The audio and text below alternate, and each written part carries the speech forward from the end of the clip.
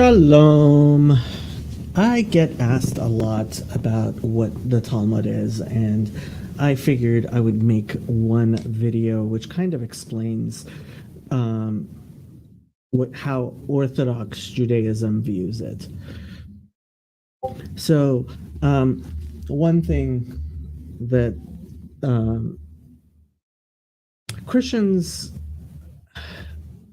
will say is that Jesus was criticizing the Talmud, and oftentimes they believe that, like, Jesus was against, much more against the Pharisees than really, if you look into it, I think is true.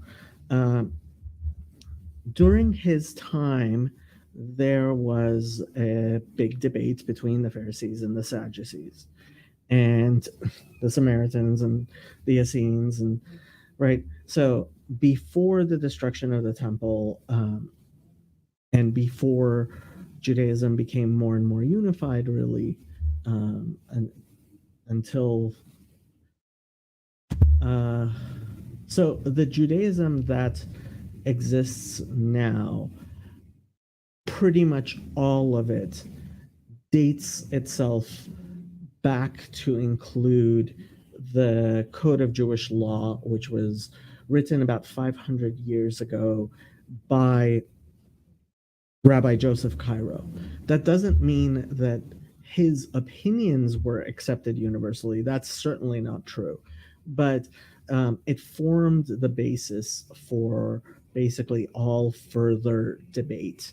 And so all of Judaism today really does trace itself back to people who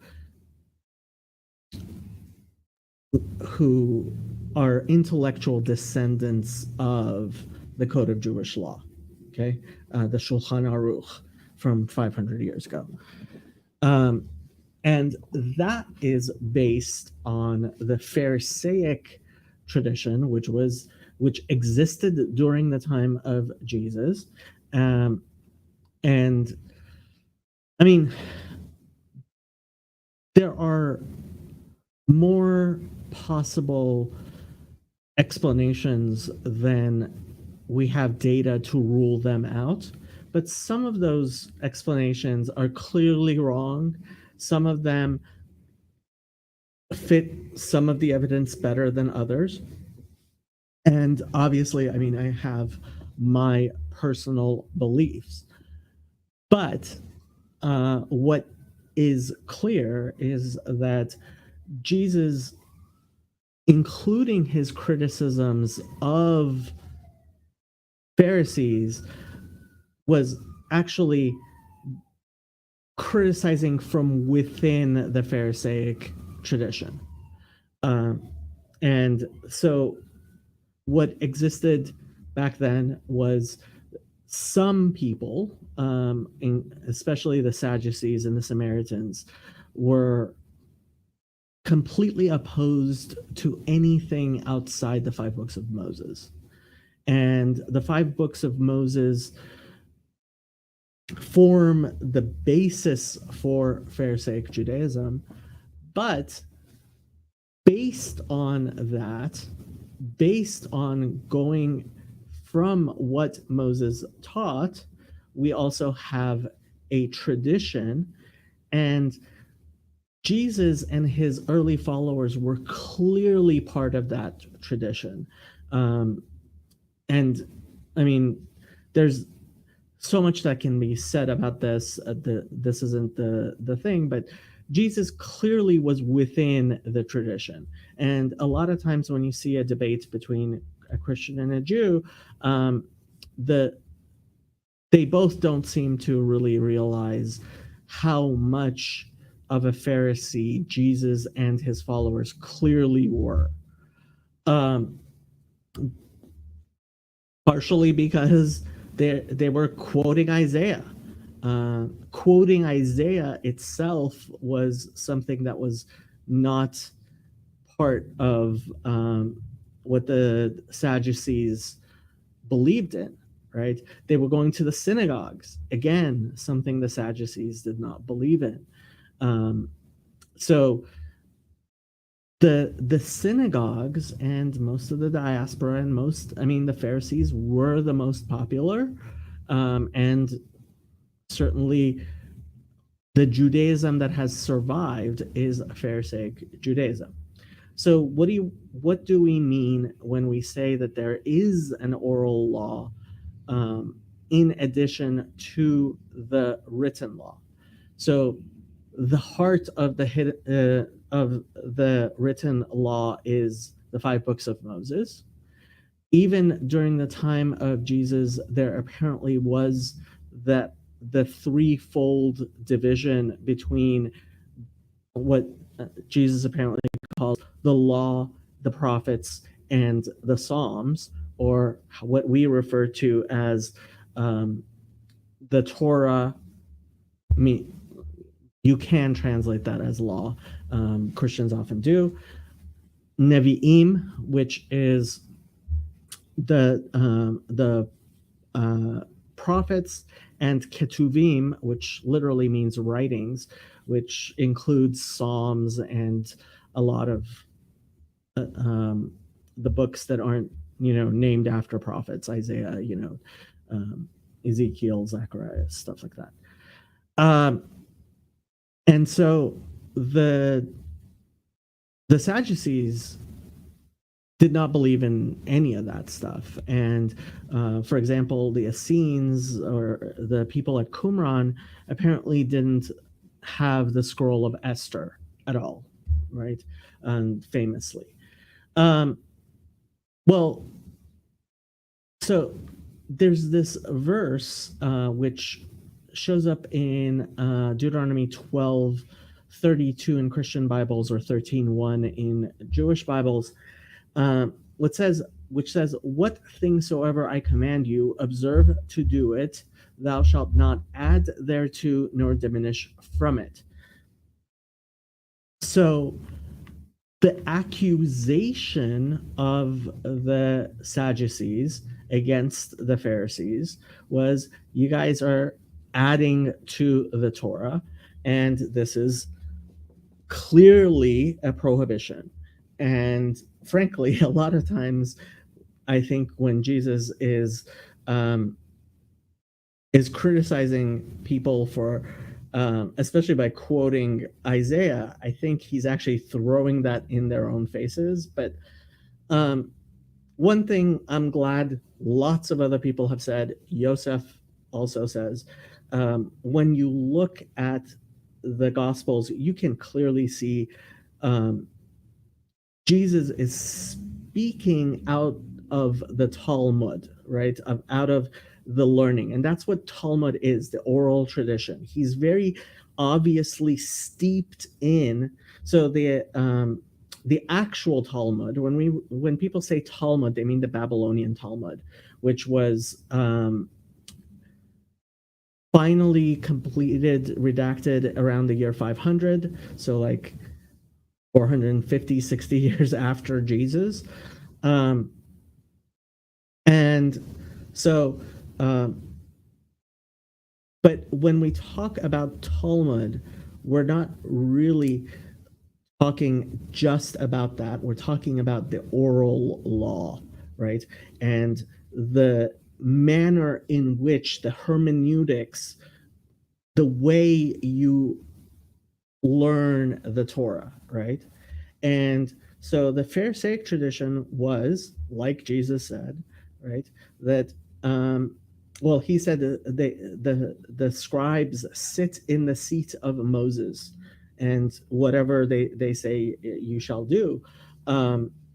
That was the Pharisaic position, that within the law of Moses there are commandments about succession, about further teachings, about prophets, about everything that's else, and nothing can be added to the law of Moses. But within the law of Moses, there was a hint towards human beings having a continuing role within how the Torah is interpreted, is understood, is applied, because the Torah itself is eternal. The words are eternal. It includes many important principles, but those things have to be applied within real life. And so when the Sadducees would say you're adding or taking away from the Torah, the Pharisee answer would be, no, we are doing as the Torah commanded, and a very strict delineation between the what were rabbinic edicts and enactments and things like that, and the Torah itself. So the classical example of this is the Torah says you shall not boil a kid in its mother's milk. And the hermeneutics teach us that this includes a very strict separation between all milk and meat, right? But obviously that does not apply to kosher animals which don't have milk, like chickens, right? And so the Sadducees would say, oh, you guys are just adding things to the Torah. And we would say, no.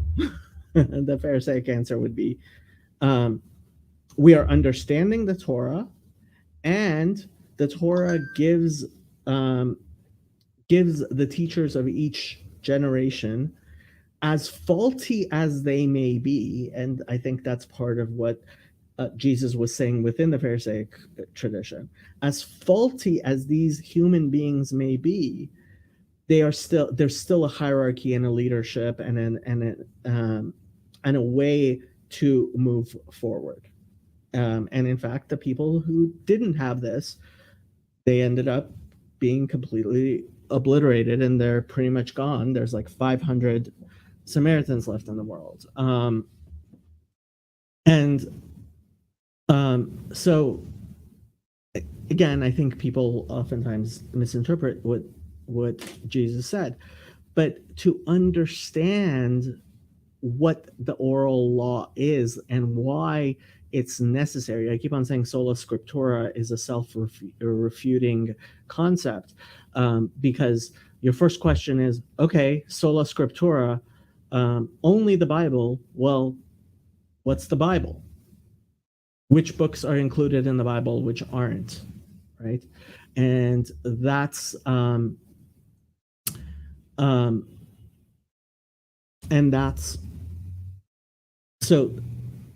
that's part of the reason why, I mean, we have to rely on the scribes, because ultimately it's the scribes who are telling us what the scriptura is, right? And within the Bible itself, there are commandments. For example, this is Deuteronomy 12:21. If the place which the Lord thy God hath chosen to put his name there be too far from thee, then thou shalt kill of thy herd and of thy flock, which the Lord hath given thee, as I have commanded thee, and thou shalt eat in thy gates whatsoever thy soul lusteth after. So there's this commandment, right? And the idea that there would be written instructions on how to slaughter an animal, right? It's a lot like teaching someone how to cook.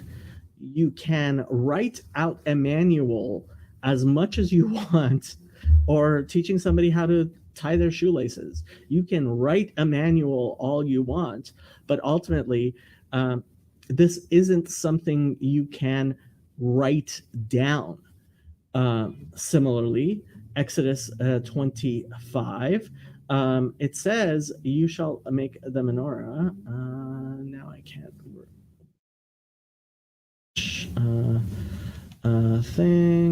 pattern. Let me find pattern. Okay. Search. It's the last thing. So it's telling you what how to make the vessels of the temple, and it says, and look that thou make them after their pattern which was showed thee in the mount. My Bibles usually don't have pictures, although some of them do, precisely because of this. And I don't know of any Christian Bibles that come with pictures, right? So what was the pattern that was shown? These are things which were handed down from generation to generation, and there are things which are impossible to write down, right? They have to be taught from person to person.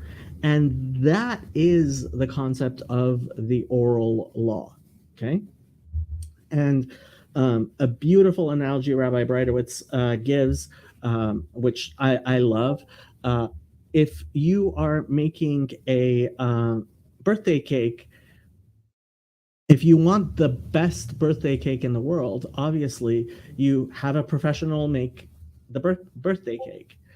But what we actually see people do, right, for their own kid is they don't even make the birthday cake themselves when the kid is sleeping. They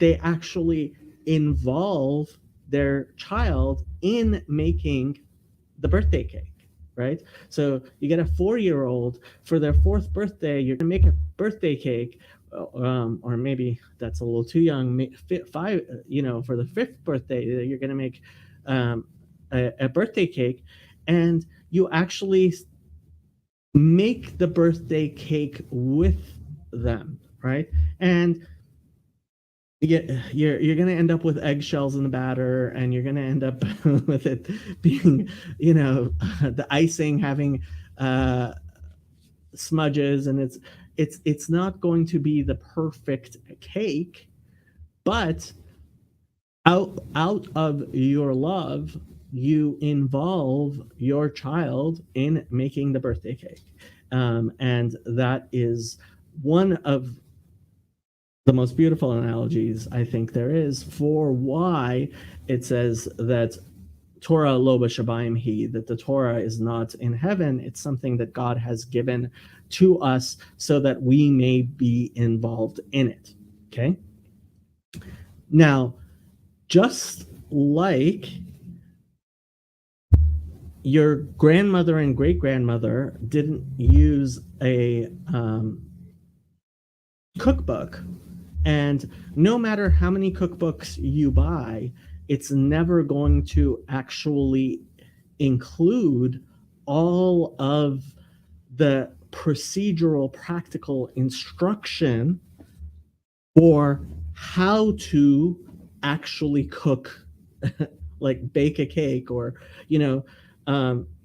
so the oral law can never be contained in writing. Otherwise, it would just be the written law, okay? However, what happened was that Rabbi, it's usually translated as Judah the Prince, Rabbi Yehuda Hanasi, simply known as Rebbe. And he decided that in order to help people remember these things which were being forgotten, he was going to compose what is essentially a mnemonic poem to help people remember all of the teachings that were available. Okay? Now, so here, this is Sepharia, and it has the Tanakh, which is the written law, right? And then it has the Mishnah, right? And so the Mishnah is this poem. There are other rabbinic sayings which were not collected, which are referred to as the Tosefta or Braitot, and they are actually, some of them are included in the discussions in the Talmud. We'll get to what exactly Talmud is, but the Mishnah is a mnemonic for remembering those things which Rabbi Judah the Prince thought were the important key things, so that if you had the Mishnah memorized, you could be said to have basically the recipes in the cookbook, right? And to this day, there are people who do memorize the Mishnah. Rabbi Wagner, who was on my channel, all of his sons, for their 13th birthday, make a siyum.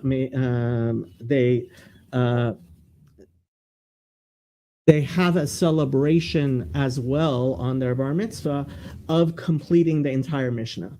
Now, the Mishnah has 6 orders. I studied the 3 easiest orders. It took me 5 years. Okay, in the 5 years before their bar mitzvah, Rabbi Wagner goes through the entire Mishnah with his children. I don't know if he has the entirety of the Mishnah memorized, but he's got a lot of it memorized, especially after going over it over and over again with his children, which he does. And so there are quite a few people who have the Mishnah memorized. Now, so let's look at the first Mishnah, which is the Mishnah in Brachot, and you will see that it is very clearly nothing like Scripture. Okay, so first Mishnah is, and so the translation here, right? The translation here has a lot of introductory text, and it has some text in bold and some text not in bold, because the bold text is actually what's part of the mnemonic, and it does rhyme in the Hebrew. There's a lot of alliteration and repetition and in the Hebrew to make it easier to memorize. And things are said very briefly, right? So I'll skip the introductions and stuff, but from when, and you know what? Let's actually skip even. Let's just do the bold text, because I want you to get some feeling for it, right? From when one recites Shema in the evening, from the time when the priests enter to partake of their truma, until the end of the first watch. This is the statement of Rabbi Eliezer. The rabbis say until midnight. Rabban Gamliel says until dawn. Incident: sons returned from a wedding hall. They said to him, "We did not recite Shema." He said to them, "If the dawn has not arrived, you are obligated to recite, and not only, but rather, wherever the sages say until midnight, the mitzvah until dawn. The burning of fats and limbs, and all that are eaten for one day until dawn. If so, why did the sages say until midnight? In order to distance a person from transgression." Now, notice, this is nothing like Scripture, right? And the weird sentencing like that. That's actually um, so the Mishnah is in Hebrew. In the Hebrew itself, it's less clear than this because Hebrew is a more fluid language, and the way that it's actually composed, again, it's a mnemonic. It's supposed to remind you of things that you were taught. And it quotes different rabbis who say different things regarding why and how things are to be interpreted, because it's not scripture. It's not something telling you facts or things for you to believe. It's the study of the Mishnah is supposed to bring you to the capacity to be able to study the Torah itself. Okay? So the this concept that, I mean, anytime somebody accuses Jews of confusing the oral law with the written law, which gets done a lot, it's just completely off base. It's completely off base. Makes zero sense because there's just no relationship. Now, I highly recommend for Christians, and I put a note in the description, to read the section of the Mishnah called Avot. And this is actually a unlike most of the other Mishnahs, because it tends to be much more about I would say first things, right? And it's Avot literally means fathers. It's usually translated, it's called Pirkei Avot, or just Avot, or Mishnah Avot. And religious Jews learn Avot, go through Avot several times every year, probably. Most people do. And so it's really probably the earliest part of the oldest part of the Mishnah, and likely existed, at least parts of it. If it wasn't in this particular form, the sayings within it were likely things that were being discussed during the time of Jesus. Okay, so I highly recommend Pirkei Avot. Now, what happened was that, so the scribes, the rabbis, would memorize the Mishnah, and in an attempt to remember the learning and pass it down from generation to generation, of how we approach different matters of how to interpret the Torah. Okay, and really, what a lot of the arguments you see that Jesus is having, as somebody who's studied a little bit, and you can ask Yosef more, because Yosef actually has studied the entirety of the Babylonian Talmud. I have not. So there are canonically 60 tractates. There are actually 63, and I've been through one of the shortest ones, and some of them are very, very long. And he's been through the whole thing. If you study one page of the Babylonian Talmud every day, and that most people, like people who are very good and are repeating it, will be able to do it in half an hour a day. It would probably take me, if I was just trying to keep up, it would take me probably 3 hours a day, just to do one page. And if you do keep up that pace of one page, 7.5 years for you to finish the entirety of the Babylonian Talmud.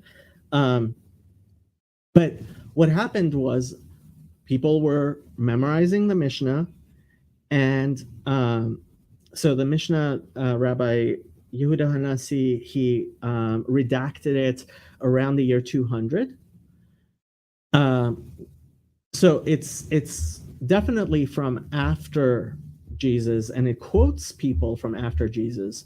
But these ideas were very obviously, the ideas in the Mishnah are evident throughout the Gospels, throughout the things that Jesus says. And there are books in which like go through and document all this stuff. Christian academics and scholars have did this like 200 years ago, and there's lots and lots of discussion of this stuff. So you can, if you're interested.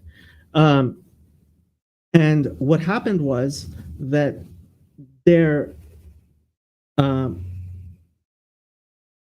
formed a debate around the Mishnah itself as well, and that debate is referred to as Gemara. And so let's look at Talmud, and this is the Babylonian Talmud. There's also the Jerusalem Talmud, and so the Jerusalem Talmud isn't actually from Jerusalem. It's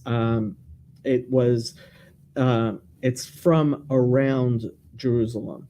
The Babylonian Talmud is from Babylon, and it's in Aramaic actually. So the Jerusalem Talmud is in Hebrew. The Babylonian Talmud is in Aramaic. The Jerusalem Talmud is an earlier work, and it's actually less authoritative. I mean, you can read the about stuff here, and Safaria is very good. But when we talk about the Talmud, we're actually talking about usually the Babylonian Talmud, right? And so you'll see that. So we read the first Mishnah in Brachot, right? From when one recites Shema in the evening, right? Because Deuteronomy 6:4 says you should recite the Shema, right? B'shochvacha uvchumecha, when you go to sleep and when you wake up. So, and it has been Jewish tradition for thousands of years to recite it at least once in the evening and once in the morning, right? And so the first question of the Mishnah is, okay, so the evening one, what time do we do it? And it gives you various opinions about exactly what time it is. And so this is all Mishnah, and then the Gemara starts, right? And it starts asking questions on the Mishnah because it's a recording of a debate about how to understand and things related to. So sometimes the Gemara actually goes off in all kinds of directions, including history and stories and homiletics, and so it's very, very long. But it's not scripture. It's in no way scripture, right? So it opens up by asking, right, on the basis of what does Tana, who's the person in the Mishnah, ask from when, right? And right, so you start having a debate about what exactly the Mishnah means and how to apply it. And that debate also got recorded, right? And in fact, what happened next is that rabbis started writing uh, responsa or other books which explained these things in different ways, including codifications. So one of the first real commentaries that became broadly studied was Rashi, who lived a little bit over 1,000 years ago, I believe now, who lived in Worms, which at the time was a part of France. Now I believe it's right there, Germany and France border. And he wrote a commentary on the Tanakh and on the Talmud, the Babylonian Talmud, which now gets printed with everything because it's become the basis of further debate and explanation. And in fact, so if you look at a page of Talmud, the way it's usually printed, in the center you will have the Talmud, which is the Mishnah and the Gemara, right? And on one side you will have Rashi's commentary for those tractates where it exists, not all of them. And what happened was he had his daughters actually helped him write his commentaries, and they married prominent rabbis, and they had kids who became prominent rabbis and grandkids and their students, and a whole school developed around them. And this school now gets called Tosfot, right? Which that's how it. I won't get into the name, but it's a commentary on the Talmud, but kind of also on Rashi.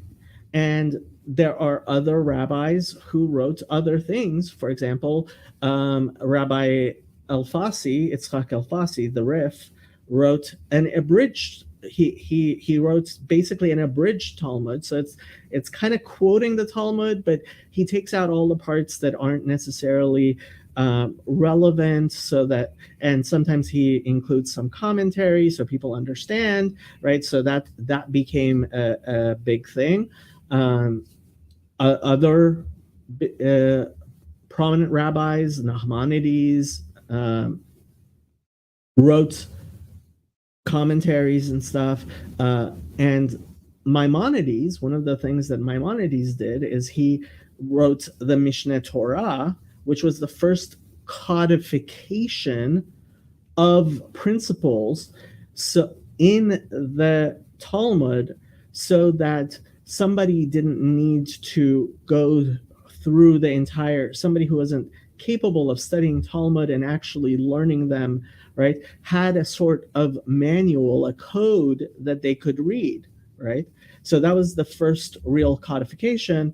And so Midrash is included as part of the oral law, but it's basically allegories and interpretations and things like that. So it's a little bit different. So when we talk about halacha, right? So you'll notice, for example, the Mishneh Torah, it's the first codification of Maimonides, and that became very prominent. And then the Torah, and then the Shulchan Aruch, which is the code of Jewish law, which I mentioned from 500 years ago.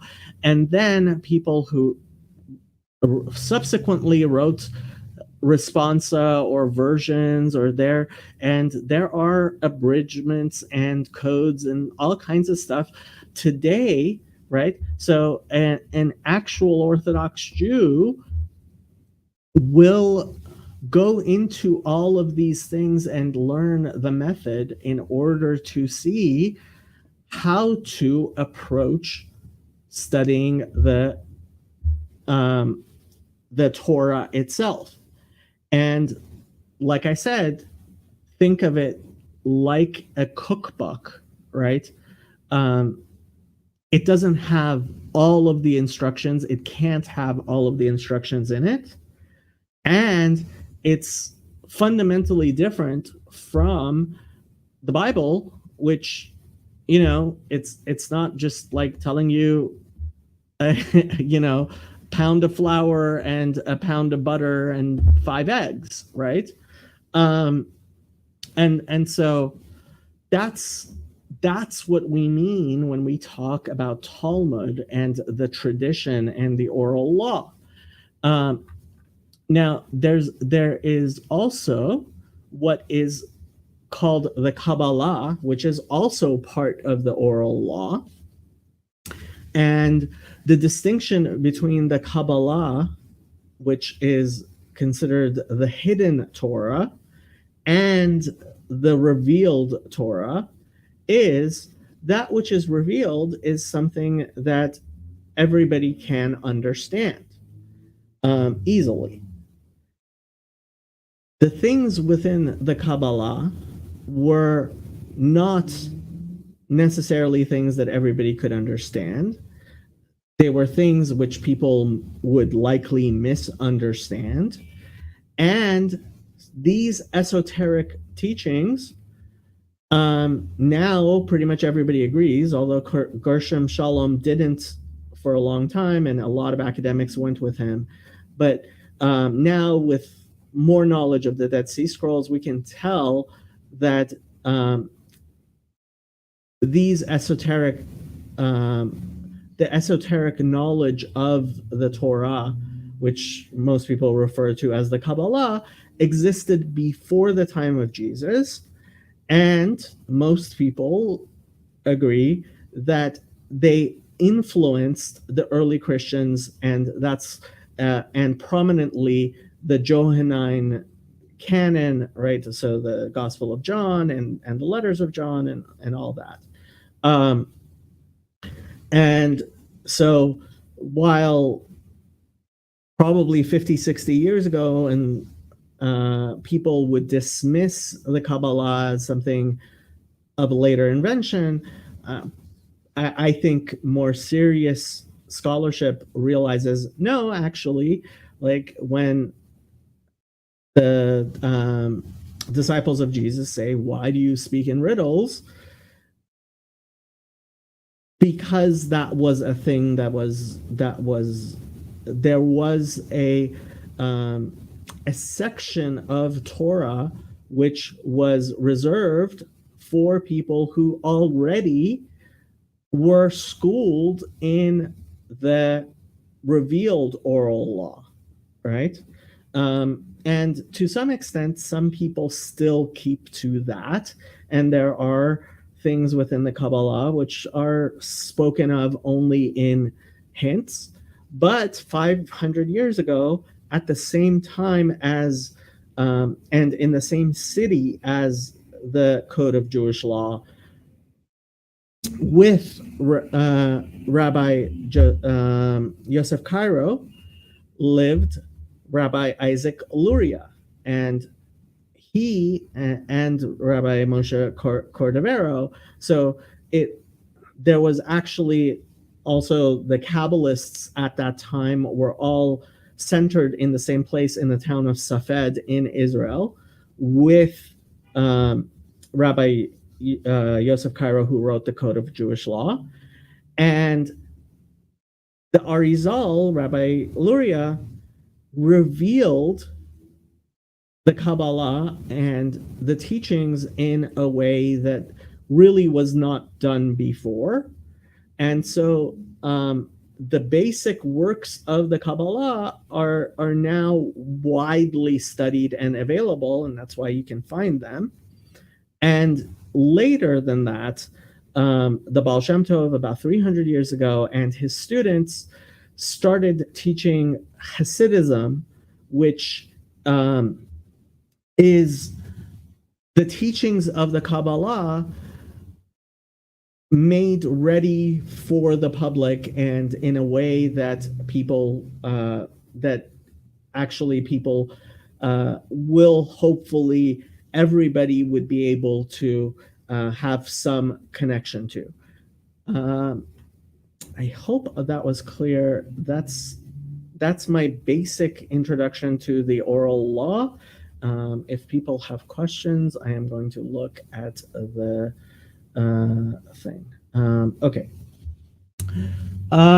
Fluffy Ribbit says, I think the thing going on with Jesus and the Pharisees is sort of like Worf from Star Trek. He's supposed to be super strong, but for plot purposes, he gets beaten up to show how strong the other. Not sure I agree with that. Dean Langenfeld. Hello, Dean. You are new here. I don't believe I know you. Mostly boring. But I did like its comparison of the Septuagint with the Masoretic text.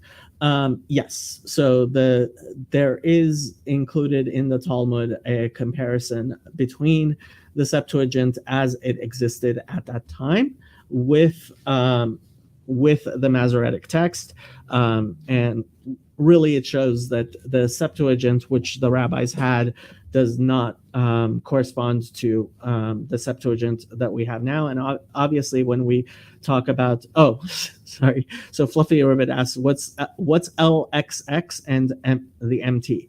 LXX is the Latin way of writing 70. And so it refers to what in Hebrew we call Targum Shivim, which is the translation by the 70, and in Greek is called the Septuagint. And what happened is during the time of King Ptolemy, the story is that he took 6 sages from each of the 12 tribes of Israel, and he put them in 72 different rooms and told them all to translate the Bible to Greek so that they would be honest. And miraculously, the translations all came out the same. And the Talmud actually says, no, the miracle wasn't that they all came out the same, because obviously we would expect all the rabbis to translate them the same. The miracle was actually that even the parts where they tried to kind of say things in a nicer way as to not get the emperor angry at them, all of those came out the same as well. And so there is a comparison. And so this was only the 5 books of Moses. So when we refer to the Septuagint, properly, it's only talking about the 5 books of Moses.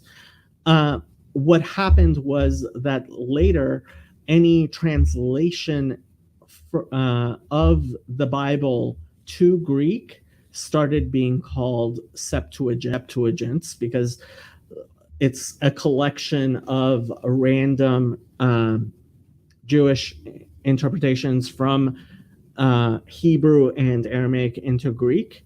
And basically everybody agrees that the Septuagint of Isaiah is horrible, that we have now.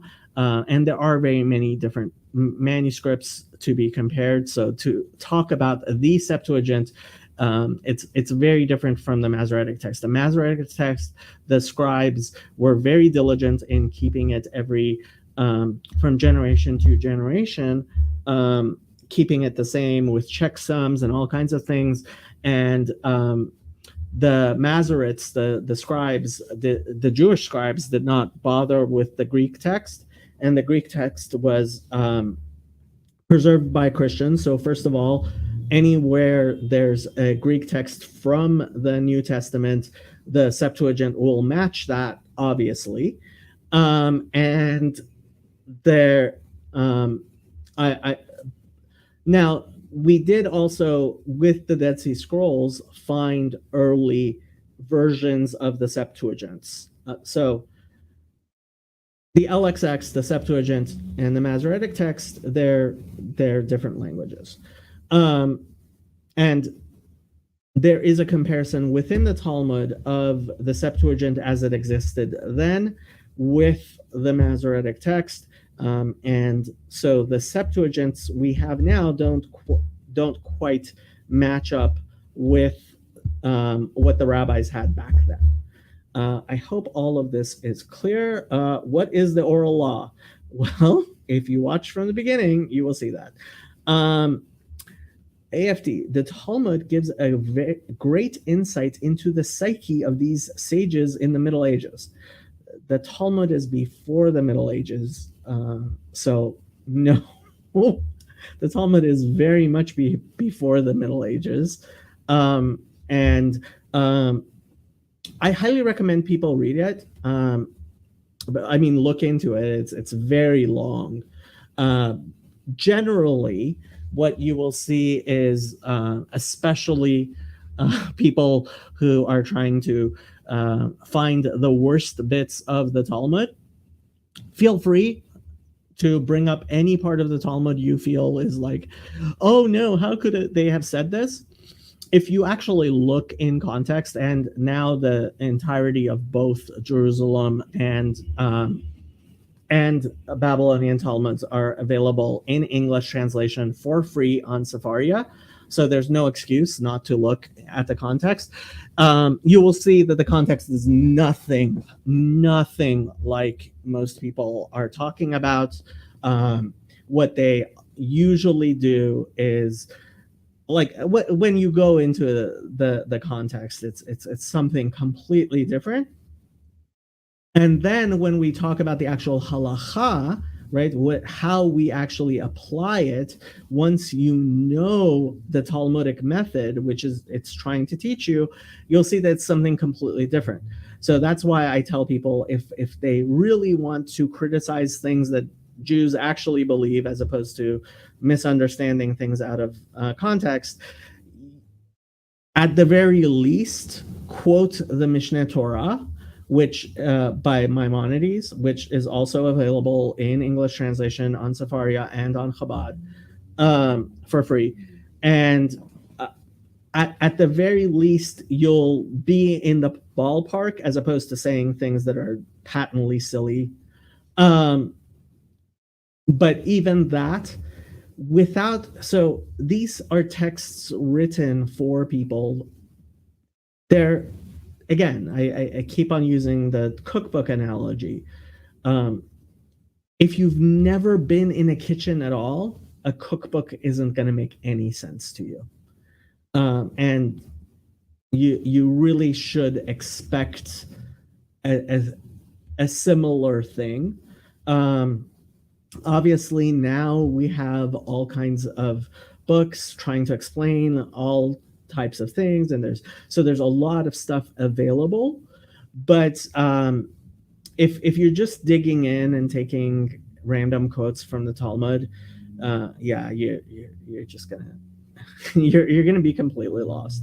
But honestly, like, I will defend any part of the Talmud if people have questions about the Talmud, but don't be surprised if my answer is, yeah, that's just somebody's opinion in the Talmud. We don't believe that, like, because the Talmud is a discussion, right? And different people say, hey, what about this, right? I remember one of my first things, so they were, so it's a discussion of how exactly you can give the divorce document to your wife, right?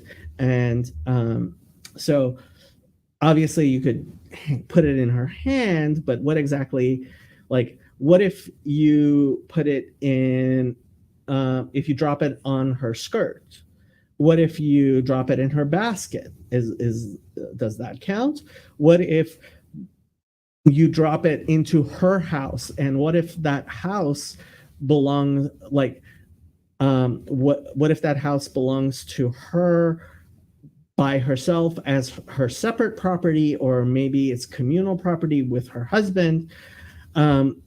What if there is a slave in that house And well, what about if the slave, like, he's moving? Well, what if he was tied up? And what if he's asleep? And what if he's awake? Right? So I mean, it's a real discussion of, well, what happens if somebody drops the divorce document in the hands of a sleeping, tied up slave belonging to one person or another, in a house belonging to one person or another? That, right? So, like, I think you see that it's like, it's talking about, like, how many angels can dance on the point of a pin, because it's teaching you a hermeneutic method, right? It's not about the actual particular thing, right? Another way I've seen the Talmud explained is, and actually, like, this works well if you actually try to answer the questions I'm going to ask you. Okay, so actually try to answer these questions. Okay, two people fall down a chimney. Who goes and washes their face? So actually come up with an answer, right? Two people fall down a chimney. Which one goes and washes their face? So your first, oh, sorry, I forgot the important part. One of them has a clean face, and one of them has a dirty face. Which one goes and washes his face? First answer would be the one with the dirty face goes and washes his face, and the one with the clean face doesn't, right?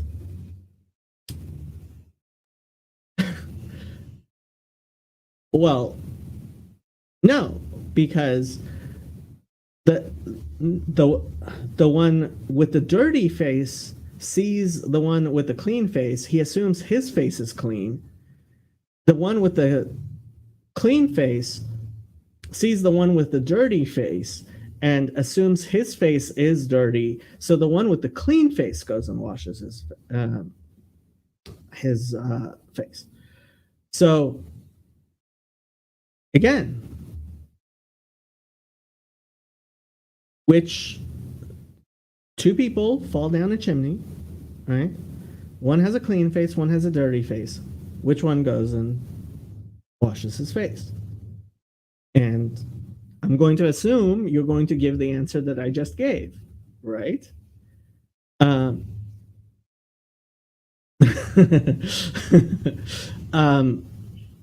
They both go wash their face. Why? The one with the clean face sees the other one has a dirty face. So he goes and washes his face. The one with the dirty face sees the one with the clean face go wash his face. So he understands that his face must be dirty, and he also goes and washes his face. Okay. Two people fall down the chimney. One has a clean face, one has a dirty face. Who goes and washes his face? What's your answer? Neither. The one with the clean face sees that the one with the dirty face isn't going to wash his face. He understands that that his face is clean, and the one with the dirty face sees the one with the clean face isn't going to wash his face, so he thinks his face is clean, so neither go and wash their face. Again, question. Two people fall down a chimney. One has a clean face, one has a dirty face. Who goes and washes their face? The one with the dirty face. Why? Because they're going to talk to each other about falling down, and they're going to say that the one with the dirty face is going to say your face is clean, and the one with the clean face is going to say your face is dirty, and the one with the dirty face is going to go clean his face. Again, two people fall down, right? Who goes and washes his face? That's silly. How could two people fall down a chimney, one of them have a clean face and one of them have a dirty face, right? So that is the type of thing that the Talmud goes through to teach you how to consider the various things of a halachic issue, right? So how exactly do we slaughter an animal, right? What happens if the animal, if the animal's sick, if the animal's this, if the animal's that?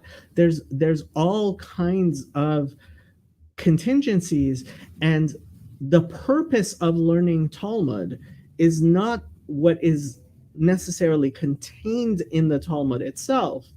It's understanding the various ways you can approach the problem, have different opinions, form consistent opinions, that type of thing. Okay, and that's why, like, if somebody takes one line out of a debate, right, about in this type of a debate, it's like it's really silly. The one with the clean face cares more about being clean. Ha! Sample bias in the Mishnah. I'm not. I don't believe this particular thing might. I forget where I got it from. Um, it might actually, something similar might be in the Talmud. Wait, doesn't Jesus do this? Something like, if one person has X debt and one person has 10 times debt, and they're both forgiven, who will love the one who forgave them more? Jesus obviously evinces a deep learning in Talmud. When you look at the Gospels, and everybody I've ever talked to who's actually studied Talmud and seriously taken a look at things that Jesus says, which are not, which are hopefully not as sullied. Like the stuff in Mark does this a lot more, I believe, and actually even Luke, than certainly John. Like John basically takes all this stuff out. Matthew has this type of stuff. Jesus sounds like a rabbi. He sounds like somebody who has actually studied Talmud, and you can see that, as opposed to Paul, that the best excuse you can make is, on the way to Damascus, he hit his head really hard to the point where he completely, like, he lost any grounding in the Talmudic tradition whatsoever. Okay, so that has been an hour. If people have questions, I will answer them. Otherwise, I actually want to make a different video. So I am going to give you guys 2 minutes to ask any relevant questions.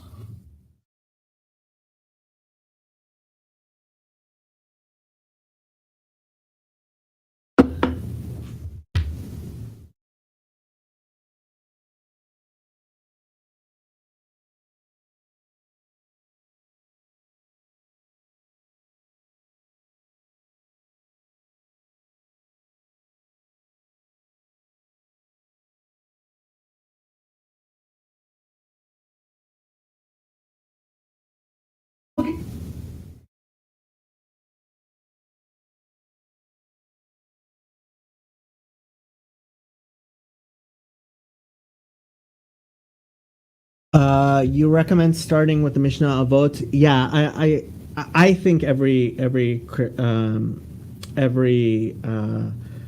Christian should at least read through the Mishnah Avot. Is there like a syllabus for this I can look at? Not really. Because of Daf Yomi, there is now like uh, a lot of classes by actual Orthodox rabbis teaching Talmud, and so Daf Yomi is all over the internet, and you can try to follow a Daf Yomi shiur, either a particular order to read this in. I would start with the Mishnah Avot. If you're interested, does he have videos on YouTube? There are definitely Daf Yomi. Daf Yomi is the cycle of studying the Talmud, and there are many. I mean, just you search Daf Yomi, you're going to find many rabbis. The problem is you're gonna need Hebrew, at least some, to even really understand any of the stuff they're saying, even the ones that are the most thing. How do you spell Daf Yomi?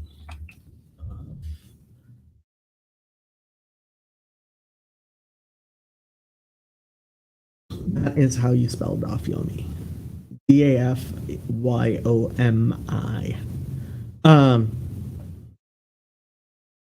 And I mean, Pastor Tanner told me he tried to go on Daf Yomi. I mean, if you can follow it, more power to you. I have to say, I don't necessarily recommend it for Gentiles. I don't think it will be spiritually uplifting. There are Jewish teachings that it is something that specifically resonates with the Jewish soul, but you can certainly try to get a flavor and an understanding for it. So, okay, I am going to go. A lot of people start with Brachot, which is the first tractate of the Mishnah and therefore the Talmud. It's very popular, so you can start there if you like. And because it's the first, and so many people start Daf Yomi and don't finish, like, you're probably going to find tons and tons of introductory Daf Yomi Brachot stuff. I would be surprised if there are less than 1,000 videos on YouTube for the first for the first page of Daf Yomi. Okay, I am going to go. Shalom